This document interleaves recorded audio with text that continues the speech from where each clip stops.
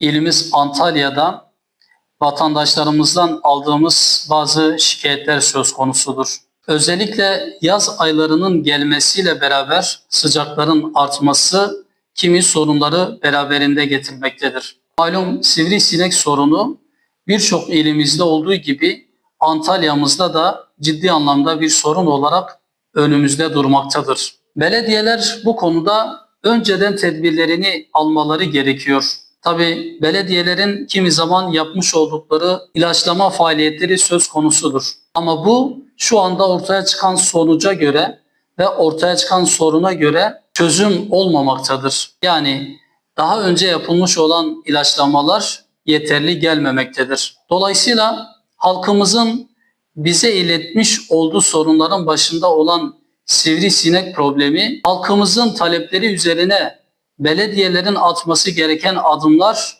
ve yapması gereken faaliyetler konusunda en önemli sorunların başında gelmektedir. Bu konuda Büyükşehir Belediyesi başta olmak üzere tüm ilçe belediyeleri sivrisinek sorununu özel olarak gündemine almalı. Halk sağlığını tehdit eden bu problemi ciddi anlamda masasına yatırmalı. Geçici tedbirlerle değil, kalıcı bir şekilde bir çözüm ortaya koymalıdır. Bu anlamda sadece sivrisinekler ile alakalı şikayetler değil, aynı zamanda kene vakalarıyla ilgili de şikayetleri almaktayız. Bunu da kamuoyuna bildirmek istiyoruz. Antalya'mızda diğer bir sorun özellikle son dönemlerde yine gündemde. Malum şu anda sıcaklar başladı. Antalya'da orman alanlarının çok fazla olmasıyla beraber yangınların da olabileceği söz konusudur. Malum geçen senelerde Manavgat gibi ilçelerimizde çok büyük yangınlar yaşanmıştı.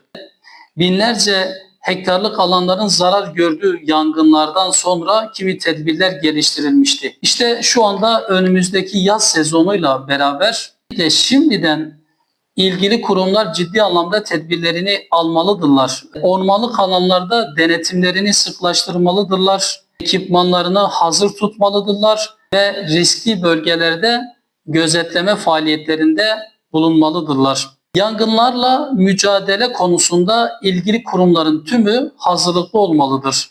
Çünkü yangın çıktıktan sonra müdahale etmek çok daha zor olabiliyor. Bunun için yangın çıkmadan evvel tedbirleri almak çok kıymetlidir. Vatandaşlarımıza da bu konuda uyarılarda ve hatırlatmalarda da bulunmak istiyoruz. Orman yangınları konusunda sadece ilgili kesimler, ilgili kurumlar değil, vatandaşlar da bu konuda çok ciddi anlamda önlemler geliştirmelidirler ve ihtiyatlı, tedbirli davranmalıdırlar. Duyarsız bir davranış daha sonra bedelini çok ciddi anlamda verilmek zorunda kalacağımız sorunları beraberinde getirebilir. O yüzden özellikle orman yangınlarıyla mücadele konusunda vatandaşlarımız da mesuliyetlerini ve görevlerini eksiksiz bir şekilde yerine getirmelidir.